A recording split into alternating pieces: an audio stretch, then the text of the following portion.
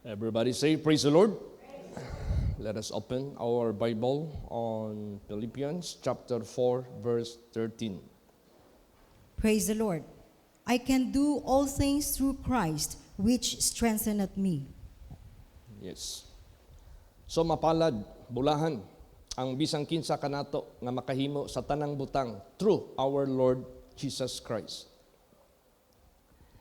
Napaka-importante na sino man sa atin dito ay makakagawa ng lahat ng bagay sa pamamagitan ng ating Panginoong Hesukristo na nagpapalakas sa atin. Now, ano yung I can do all things? Ano ba yung all things? Actually, dalawang bagay lang ang ating buhay. Ano yung isang bagay? Temporal. Ano yung isa? Eternal. Pareho ito sila, nag-i-exist. Pareho ito sila, realidad.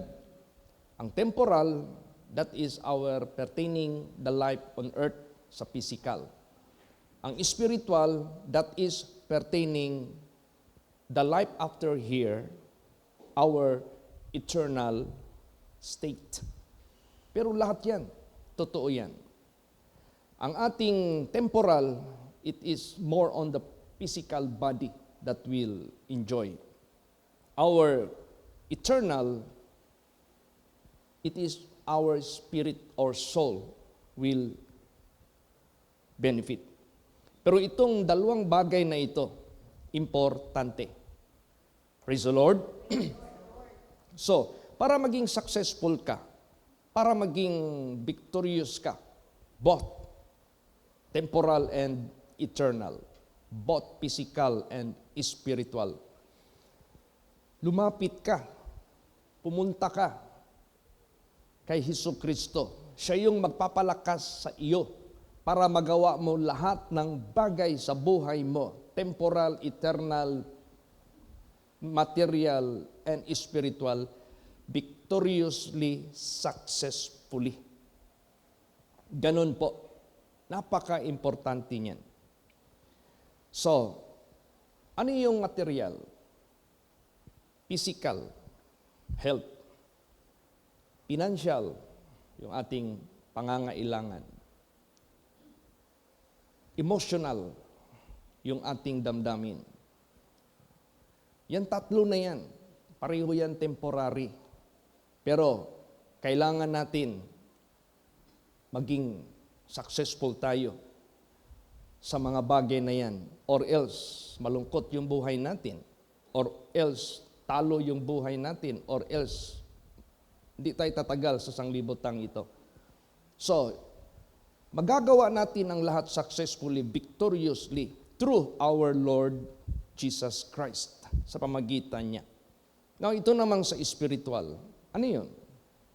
Spiritual, pertaining our salvation, na maging successful tayo sa pagpasok sa kaharian ng Diyos by faith and obedience to the will of God.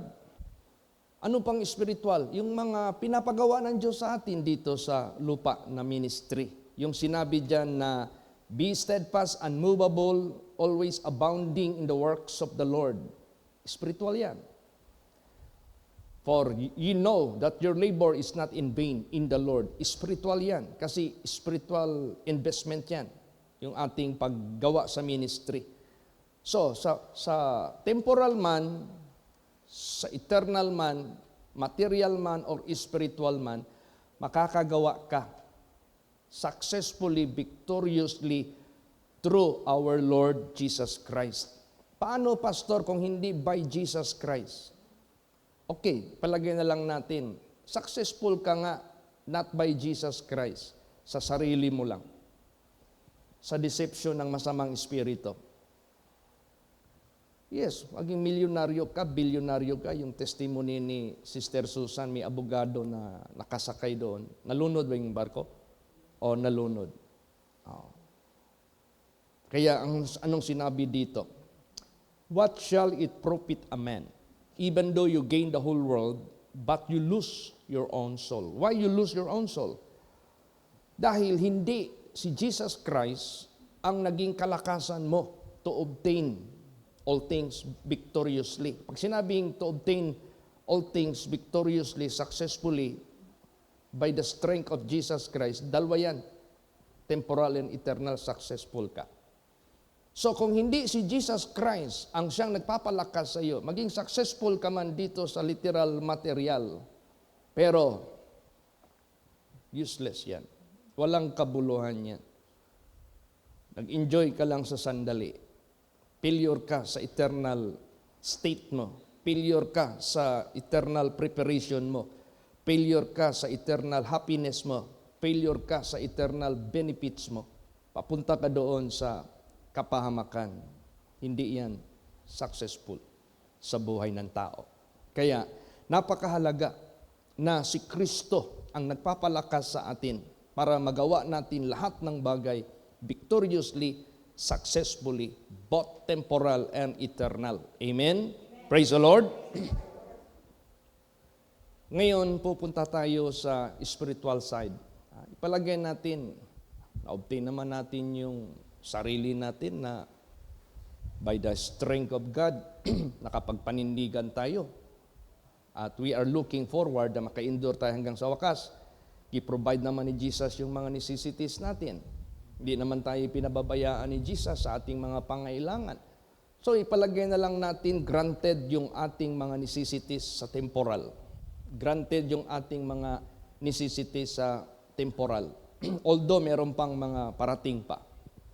So dito naman tayo sa spiritual. Ano yung mga spiritual na pinapagawa ng Diyos sa atin na magagawa natin successfully? Ano yon? Basahin natin. Ephesians 4:12. Praise the Lord.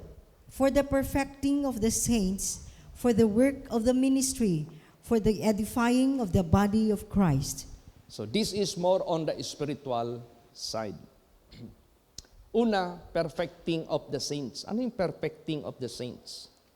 Alam mo, minsan ang nakikita ko dito, alam mo yung mga anak ng Diyos na yung pahayag ba ni Lord Jesus Christ na pag nakikita na niya na pwede nang kunin dahil ready na ba? Perfect na, ligtas na, kukunin niya ni Lord Jesus. Now, saan natin nagagawa yung perfecting of the saints? Yung pag-minister natin sa kanila bago sila mamatay. Ginagamit tayo ng Diyos to perfect their salvation. Nag-guide natin sila, napiprehan natin sila, nakukumit natin sila kay Jesus Christ, nabibigyan natin sila ng Word of God, ginagwardyahan natin sila by the angels of God para hindi talaga sila mapahamak. So perfecting of the saints yan. Ay about yung mga buhay, anytime babalik si Lord Jesus. Yes, ganun din. Piniperfect tayo ni Jesus Christ araw-araw. Praise the Lord. Yan, gawain yan na spiritual. Magagawa lang natin yan by the strength of Jesus. For the work of the ministry. Ano itong work of the ministry? Ministry means serving. Malaki masyado yung ano natin dyan, no? Monthly pledges board. Diyan nilista yung mga pledges natin, diyan nilista yung ating mga contribution para sa pangkalahatang proyekto ng gawain ng ministry. Ministry yan. So yung pag-participate ninyo diyan, nakagawa kayo sa ministry. Magagawa niyo yan through Christ din. Praise the Lord. Hindi natin magagawa yan by ourselves. Ministry yan. Kasi yung proceeds niyan, ang laking impact niyan. Hindi lang sa pag-maintain ng ating electric bill. Kundi meron pa diyang projects na ma-impart natin sa mga churches natin. Purchasing lot, building churches, buying, ano-ano pa. Malaki, ministry yan. Kaya lahat magagawa natin through Christ na nagbibigay sa atin ng kalakasan for the work of the ministry. Isa dyan. Marami pa. Dito sa locality natin, gumagawa din tayo. Yung ating mga fellowship na ngayon, first Sunday na naman tayo, ngayong coming Sunday. Mag-join naman tayo together sa lunch natin. After that, meron tayong fellowship. Meron na tayong project sa women's group, itong dispenser. Napaka necessity yan. Water is necessity. Hot or cold. Kung sinong gusto, available ka agad. Meron na tayong project. Ang men's group naman, yung clearing namin dito sa i-organize pa namin yan. At meron pang mga napag-usapan.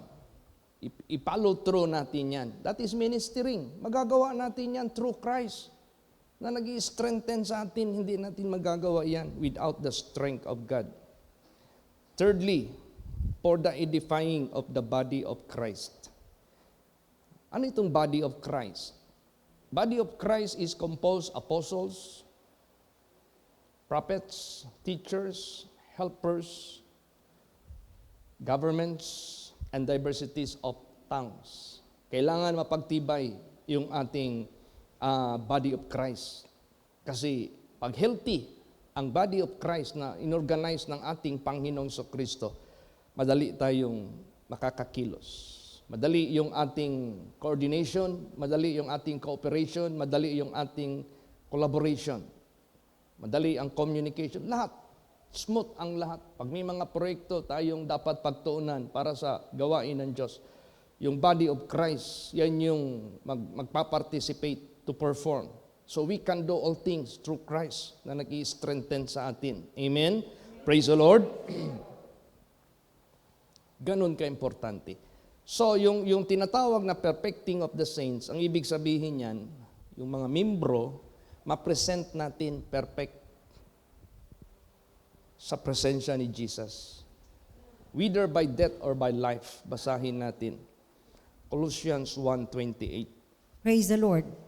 Whom we preach, warning every man, and teaching every man in all wisdom, that we may present every man perfect in Christ Jesus. Yan ang perfecting of the saints.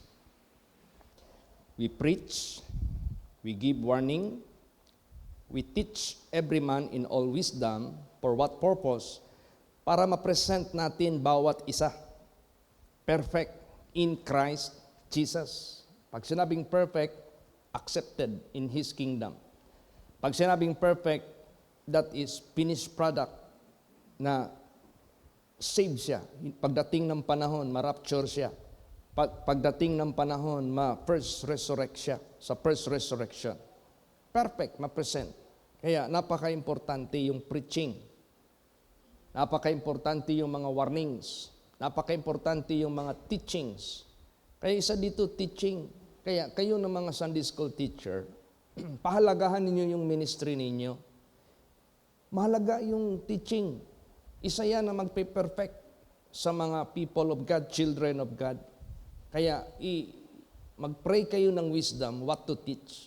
Kayo naman ng mga students, ng mga attendees sa Sunday school, whether you are a teacher, hindi mo lang turno, so kasali ka sa students. Ang magtatayo na mag-teach yung turno niya. Kasali ka dyan sa activity na yan. Pagbutihin ninyo. Kasi isa yan ang perfecting of the saints. Ang hindi ko natuturo dito, kasi preaching yung ginagawa ko, dinadaan yan sa teaching, sa Sunday school. Amen? Praise the Lord. Kayo yung magpipill up. Kayo yung mag-patch up. Teaching every man in all wisdom, that we may present every man perfect in Christ Jesus. So, perfecting of the saints. Ginagawa yan sa bawat kongregasyon, ginagawa yan sa bawat churches ng mga anak ng Diyos. Nga, ano naman itong ministry? Pag ikaw ay nilagay sa ministry, gagawin ka ng Diyos na able. Hindi ka pwede makapag-serve kung hindi ka able. Hindi ka nag-pledge kung hindi ka ginawa ng able ng Diyos. Kaya nakapag-pledge tayo because God made us able. Kaya lahat, all things, magagawa natin always through Christ. Yan lagi ang ating isipin. Kaya kung wala si Jesus Christ, wala tayong magagawa. So, ano mang pinapagawa ng Diyos sa buhay natin, ginawa kanyang able. Example, Nung ako'y nag-aaral pa ng high school, dahil Boy Scout ako, exempted kami sa C80 hanggang nag-graduate ako ng high school. So meron kaming training, yung emergency corps, kung tawagin. Dahil mag-a-assist kami ng mga emergencies sa public. Kung may sunog, ikabit lang namin yung neckerchief na red na merong emergency corps na nakalagay doon as Boy Scout. Pula yan. Papara na kami ng bumbero, pasakayin kami, mag-assist kami niyan sa kaya gitrain kami. Dumaan kami ng training diyan sa Malagos. Gapang, akyat, karga ng victim na mas malaki sa iyo, kailangan kaya mong kargahin. You have to understand what fire about, how many percentage of oxygen, how many height of distance from the floor, yung usok pag may sunog, para hindi ka masuffocate. Kailangan marunong kang paano ka mag-crawl o maggapang sa mga lahat-lahat na. So nadaanan namin yan. So bago kami pina-attend o pinahintulutan, bigyan ng red neckerchief, training ka muna. Dapat may certificate ka na natapos mo yung training na yan. So pwede ka nang mag-assist. So ginawa kang able para makaminister ka sa mga emergencies. So ganon din sa spiritual life natin. Praise the Lord. Sa ating pananampalataya, sa ating devotion, sa ating love, sa ating Panginoong Kristo, sa Kanyang gospel. At the same time, binibigyan niya tayo ng kakayahan para ilagay niya tayo sa ministry. Ministry. Mag-minister tayo. Basahin natin. 1 Timothy 1:12. Praise the Lord. And I thank Christ Jesus our Lord, who hath enabled me, for that He counted me faithful, putting me into the ministry. Yan. Pasalamat ako sa Panginoong Hesukristo na gumawa sa akin na may kakayahan, who hath enabled me. So you are being trained. You are being taught. You are being qualified. For He counted me faithful. God counted you, not me counted you. Not you yourself counted yourself. Not you counted me. But God counted you, God counted me, and enabled you, enabled me, and put you, and put me, and put us into the ministry. So siya ang nagbigay sa atin ng kakayahan. Amen? Praise the Lord. Kaya yung list natin dyan, that is an indication, lahat ng mga pangalan na nag-pledge dyan, God enabled them. And God put them into the ministry. Lahat ng ginawang Sunday school teacher, lahat ng mga pastors, lahat ng mga workers dyan na nagmamaterial, God counted you worthy, enabled you to help the work of the ministry, to do the work of the ministry. So lahat ng mga ito, temporal and eternal matters, we can do all things by Christ. Praise the Lord. Magagawa natin ito. Ngayong February, marami kaming biyahe ng asawa ko. Kaya sabi ko, Jesus, marami kaming schedule, maraming biyahe. Ang biyahe baya is matatawag nating sometimes isa itong masyadong matawag nating kapoy pod, no? Kaya we need the strength of the Lord. Lahat tayo. Si Pastora Emma mag-a-attend ng anniversary sa San Roque. I don't know kung sino ang makasama sa kanya. Hindi basta-basta sa edad niya. Si Sister Susan naghingi rin na bago siya kunin ni Jesus, she could go around the world. Hindi basta-basta magbiyahe. But it's privilege. Praise the Lord. Privilege because you can meet many people na oportunidad ma-share natin ang gospel. Opportunity because you can see different sceneries na hindi mo pa napuntahan, which you can praise God all of these things. But be careful of those places puntahan ninyo. Baka magpunta kayo sa mga lugar na marami mga idols. Mark those places. Do not go there. Praise the Lord. Or else, as if you are patronizing idols. Careful kayo. Baka doon kayo mag-post sa mga idols doon. What are you promoting? Are you promoting those things which God prohibited? Or you are promoting God's righteousness and salvation? So be careful din tayo. Praise the Lord. O, wag din tayo magpa-easy. Kaya, salamat tayo sa Diyos. Minsan, yung na-mention ko na, maalaala ko lang how many years in service na kami sa paglilingkod kay Jesus Christ. In my personal life, almost 40 years na pala in service. How about si Pastora Emma? Higit. How about si Pastor Dodong? Higit. Sister Helen, higit. Pastora Joy, higit. Yung mga nauna sa akin, ilang taon na sila nagsiserve sa Diyos. Pero, to God be the glory. Until now, yung sinabi dito ni David, at my old age, I am still fruitful in the works of the ministry. At my old age, I can still declare the works of the Lord. Kaya, strength yan ng ating Panginoong Hesus Kristo. So remember, God will never cause us to perform in the ministry except He will enable you. Except He will enable me.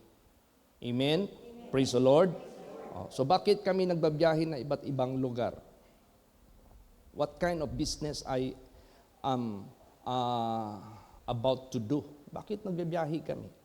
Pastor Tam, traveling. Me, traveling. Some other pastors going many places. Why? Dahil may trabaho kami na binigay ng Diyos, na ginawa niya kaming able para magbigay ng Word of God sa mga nangangailangan, para mag-strengthen sa mga nangangailangan, para sa pag-edify sa mga nangangailangan. Kayo, kasama namin kayo. We cannot go beyond many miles of travel without you. Kasi yung ginagamit namin na resources, galing din sa paggamit ng Diyos sa inyo. Yung mga tithings ninyo, napaka-importante niyan. Praise the Lord.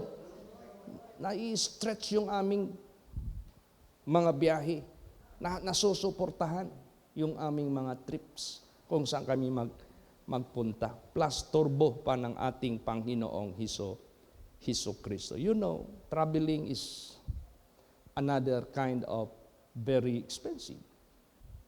Minsan magpunta kami ng Amerika dahil napadaan doon yung aeroplano, o kaya may visitation kami sa California, like sa Georgia.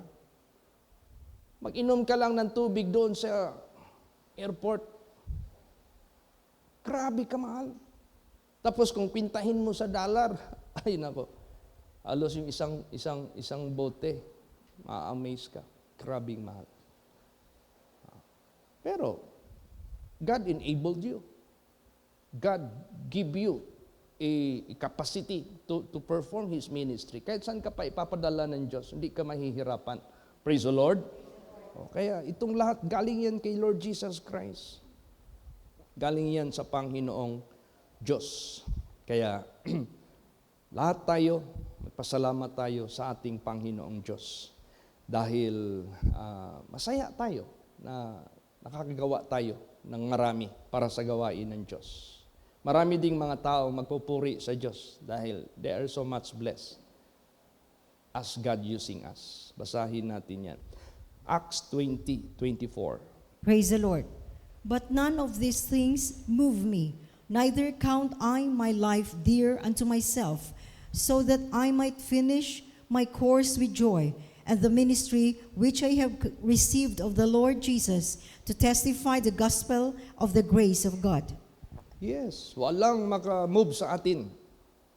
Mga necessities, hindi yan makamove.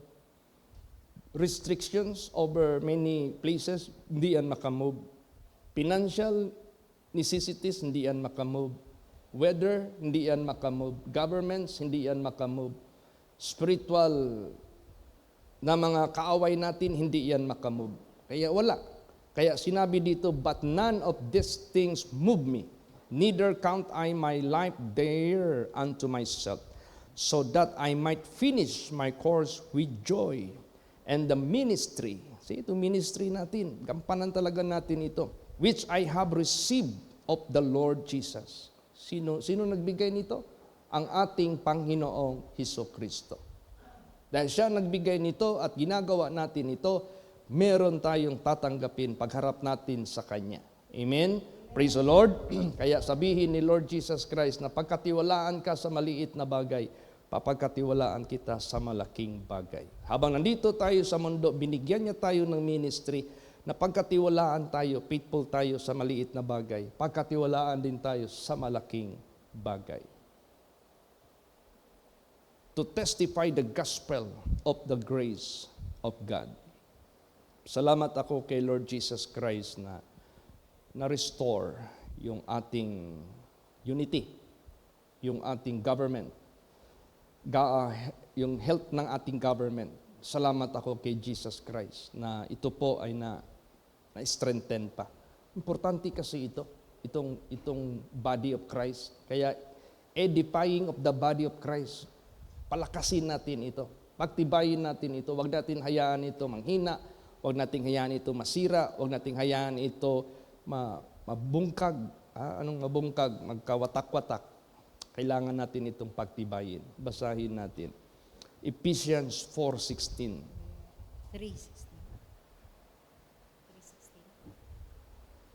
4:16. Praise the Lord.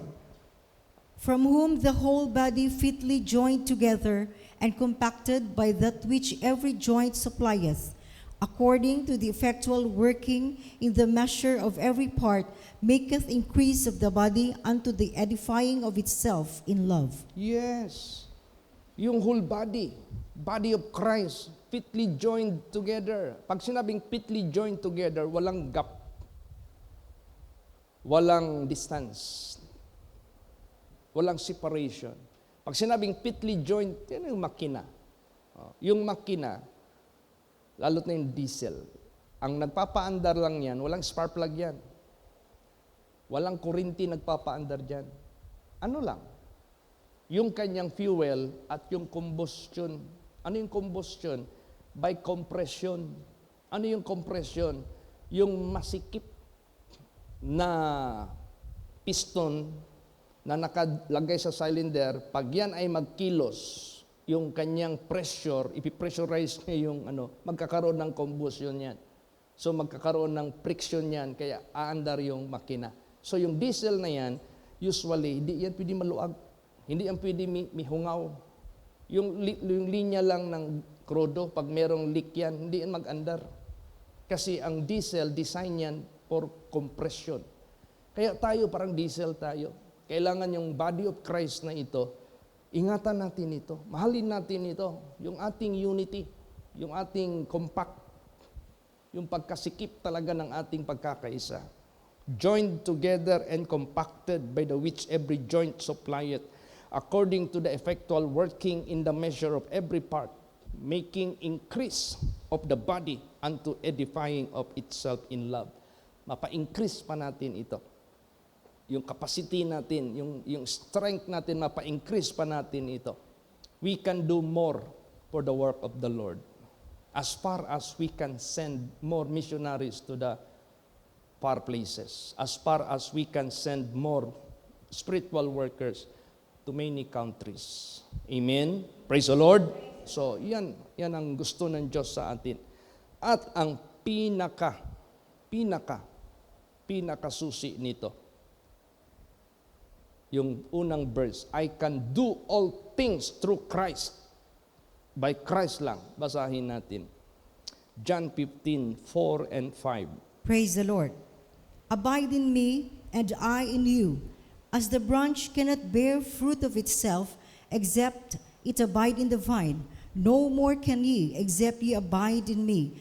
I am the vine, ye are the branches. He that abideth in me, and I in him, the same bringeth forth much fruit, for without me ye can do nothing. Yan. Sinabi na yan ni Jesus, kung wala ako, wala kayong magagawa.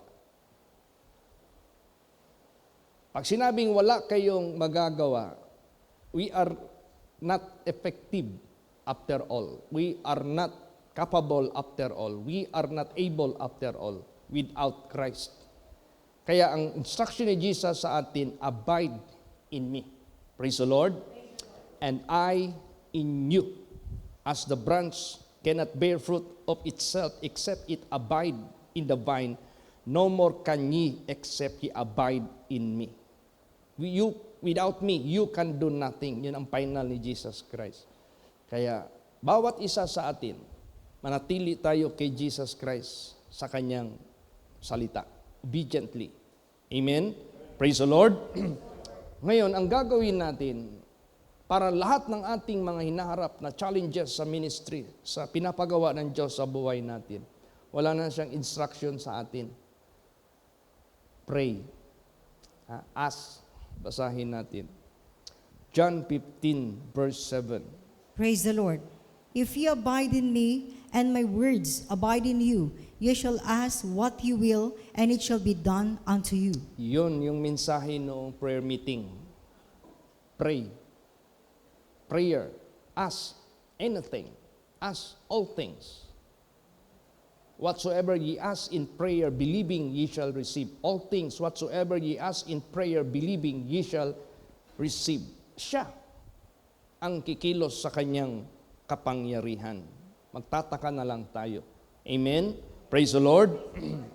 Yun. Kasi sa sarili natin, we are not sufficient. Wala tayong kakayahan sa sarili natin. Ay bakit yung iba, pastor, yung mga non-believers, yung mga satanic, yung mga ano-ano dyan, ng mga grupo na hindi naman si Jesus ang sinasamba, hindi naman ang totoong Diyos sinasamba, yung kaaway pa ng Diyos sinasamba. Why is it they have so much gadgets, they have so much equipments for the use of their operation? That's nothing pertaining the victory that we are looking for. Wala yan, walang kinalalaman yan sa katagumpayan na ating tinatanaw sa buhay natin. Material lang yan. Praise the Lord. That is not all about the success that we could consider. The success that we could consider that we can do all things through Christ that is strengthened us. Bakit? All things Kanila, one thing lang. Pero sa eternal matter, failure, what is the purpose? What is the gain? What is the profit? Wala. Kaya yan ang kahalagahan na gumagawa tayo through Christ kasi dalawa. Temporal and eternal. Praise the Lord. Successful tayo pareho. Bakit? Basa 2 Corinthians 3:4 hanggang 5. Praise the Lord. And such trust have we through Christ to Godward, not that we are sufficient of ourselves to think anything as of ourselves, but our sufficiency is of God. Yan. Para yung ating pananalig dyan kay Kristo sa Diyos. Hindi tayo ay merong sufficiency sa sarili natin para isipin natin ang mga bagay sa ating sarili. Subalit ang ating kakayahan ay sa Diyos lamang. O di without Him, we can do nothing. We can be successful through Him.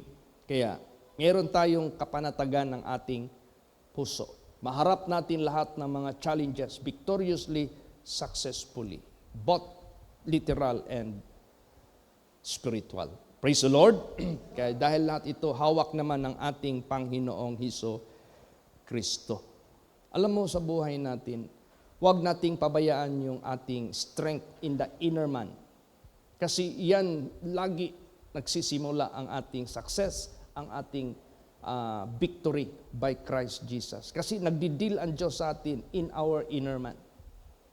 That is why this body must be clean as temple dahil ang Diyos pumapasok sa inner. Kaya yung inner man natin, maasikaso tayo. Yung inner man natin, ang pingig yun na, ay yun na hugaw-hugaw.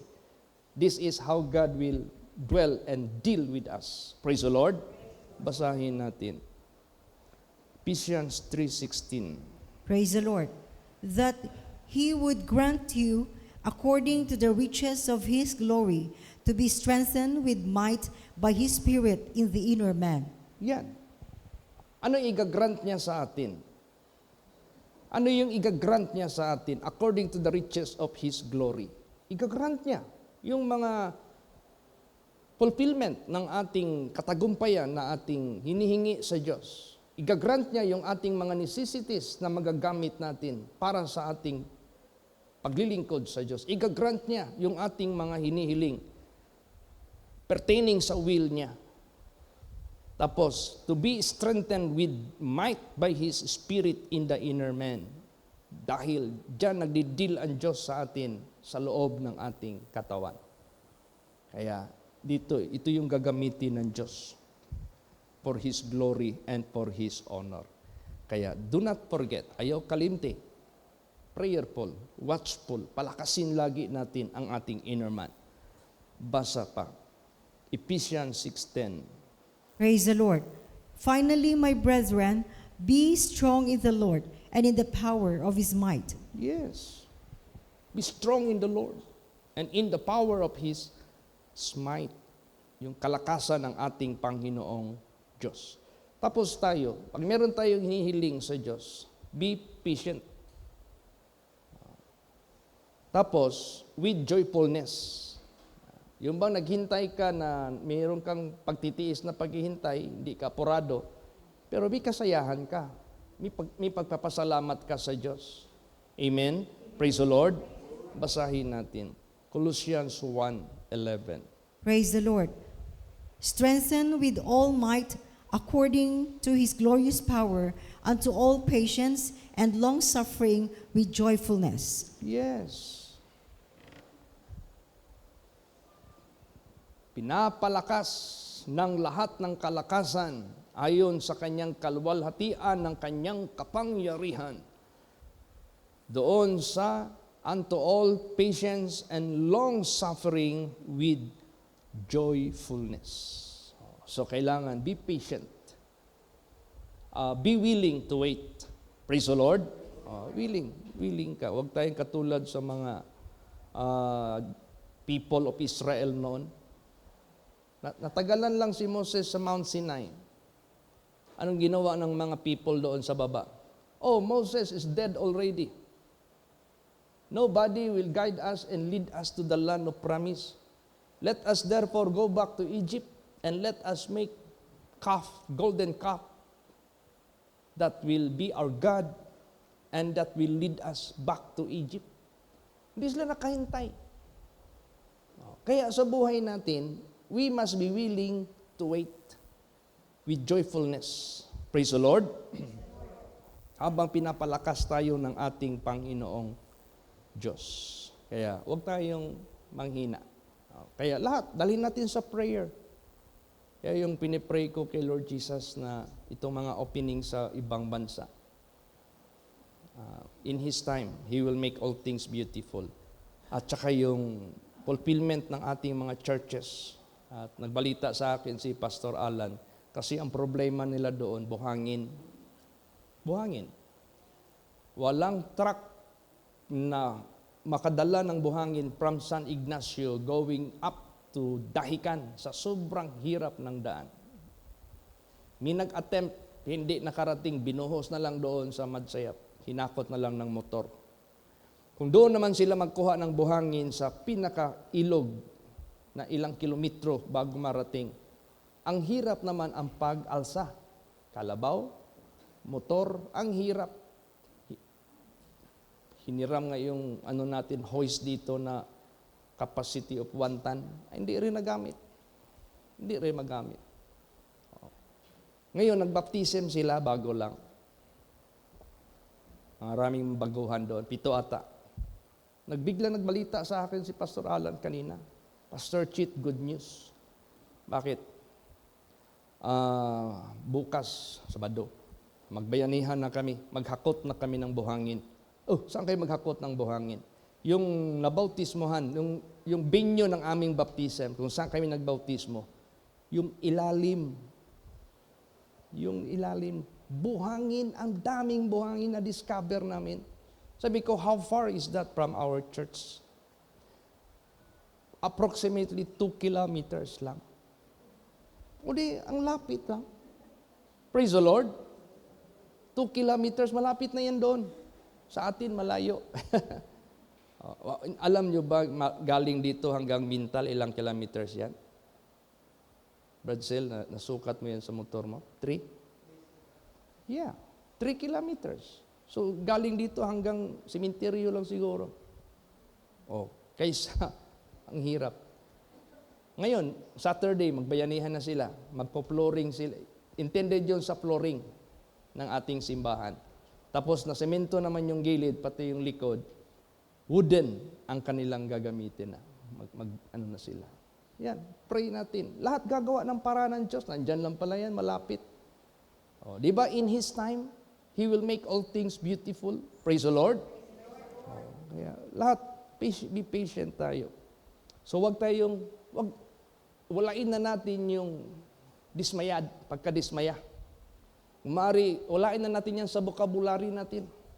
Basahin natin. Isaiah, last verse. Isaiah 41, verse 10. Praise the Lord. Fear thou not, for I am with thee. Be not dismayed, for I am thy God. I will strengthen thee, yea, I will help thee, yea, I will uphold thee with the right hand of my righteousness. Praise the Lord. Huwag kang matakot, ako'y kasama mo. Huwag kang manghina, ako ang Diyos mo.